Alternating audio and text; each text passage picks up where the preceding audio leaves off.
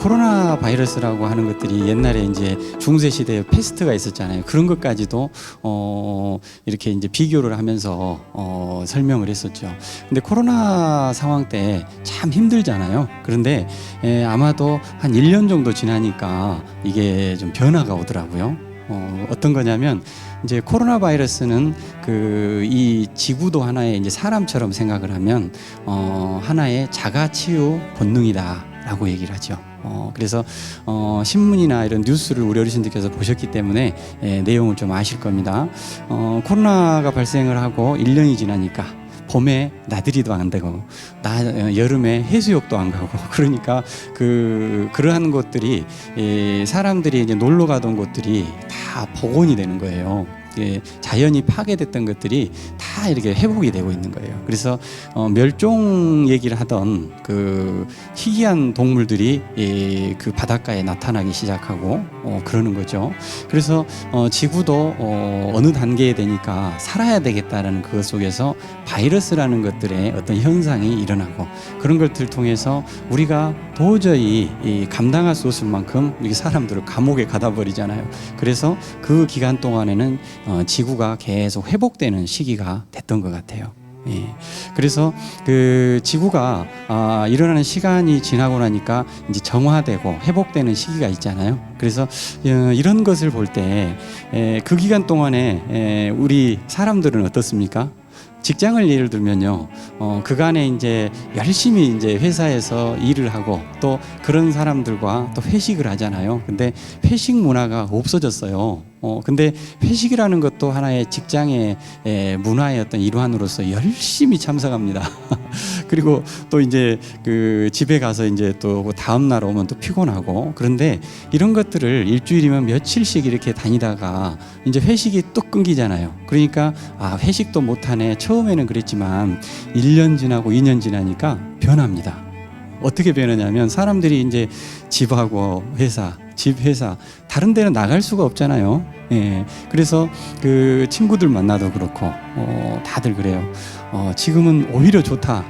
너무 마음이 개운해지고 건강해지고 또 친구들과 또 직장 사람들 통해서 만나던 생활의 시간들이 줄어들고 가족들과의 시간이 훨씬 늘어났다 하면서 정신적으로 사람들이 정화되는 그런 시기를 겪었던 것 같아요. 그래서 많이 이제 힘들었지만 2년 3년 지나고 나니까 오히려 회복되는 지구라는 이런 거대한 생명체가 회복이 되듯이 우리 사람들도 또 우리 가정도 이렇게 많이 회복이 되는 것 같아요.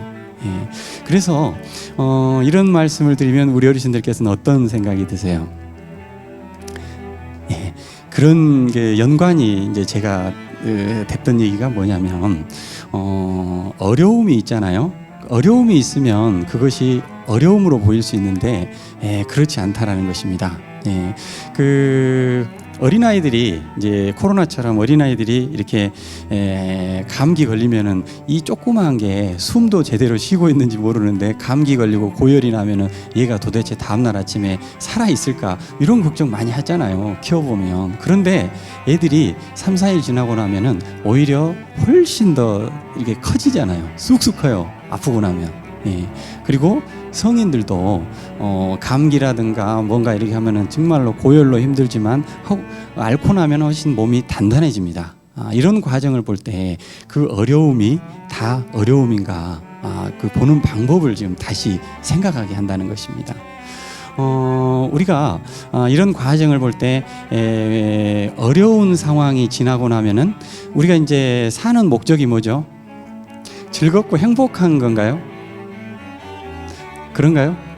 우리는 즐겁고 행복한 걸 원하겠죠. 근데 사는 과정에 어려움이 보입니다. 그러면 그런 거를 바라볼 때 어떻게 바라볼까 하는 것이죠. 그래서 이 코로나의 상황의 어려움들은 다 그런 과정이 필요해서 오는 것이고 결국은 전체의 정화 그리고 사람들의 정신적인 정화 이런 것들이 일어났듯이 우리의 이 어려움들을 어떻게 보느냐. 어려움이라는 것은 즐거움으로 가는 과정이다 라고 이렇게 생각이 들었었어요. 한번 얘기해 볼까요? 어려운 상황이 오면 즐거움으로 가는 과정이다. 우리 한번 말로 해볼까요? 어려운 상황이 보이면 즐거움으로 가는 과정이다. 예. 제가 왜 말로 말씀을 드리냐면 우리가 말로 했을 때 뇌가 집중이 됩니다. 그리고 또 우리가 진짜 어려운 상황이 와요. 근데 우리는 지금 이런 얘기들이 이해가 가지만 어려운 상황이 딱 닥치게 되면 그 과정에 몰입이 됩니다. 그래서 그 어려운 과정에서 집중이 돼 버리기 때문에 또 거기에 빠져들거든요. 그런데 우리가 여기서 말로 반복을 하게 되면 그러한 것이 머릿속에 감정으로 기억이 됩니다. 그래서 그 과정에서 다시 또 생각하게 되는 것이죠. 느낌을 지금 어려운데 이거는 즐거움으로 가는 과정, 그때 그 말을 했었지 하면서 마음이 자동적으로 무의식에 새겨지는 것입니다. 다시 한번 해볼게요. 우리가 힘든 상황이 오면 이것은 즐거움으로 가는 과정이다. 예. 그런 생각을 한다면 지금 우리가 세상을 바라보는 그런 시각들이 많이 이렇게 달리 보일 걸로 생각이 됩니다. 그리고 또 하나 마지막에 이제 O형에 대해서 나왔었잖아요. 우리가 보고 듣고 또 말하고 이런 것들에 대한 것들이 나이가 들면 점점 더 약해집니다. 근데 그 약해지는 것을 그 형벌로까지 얘기를 하잖아요. 그래서 그거를 어떻게 보느냐 하는 얘기가 나왔었어요. 보이는 것이 흐릿해지니까 목형, 눈 목자잖아요. 그리고 씹지 못하니까 이빨이 안 좋으니까 이빨에 대한 형벌. 그러니까 이 각형, 이건 이제 걷지 못하는 각형, 이런 어떤 형벌들이 옛날에 황제들이 중국 시대도 그렇고 우리나라에도 황제들이 이 중죄를 지으면 눈을 다 이렇게 파버리고요. 그리고 또 이빨을 빼고 각형하면 다리를 자릅니다.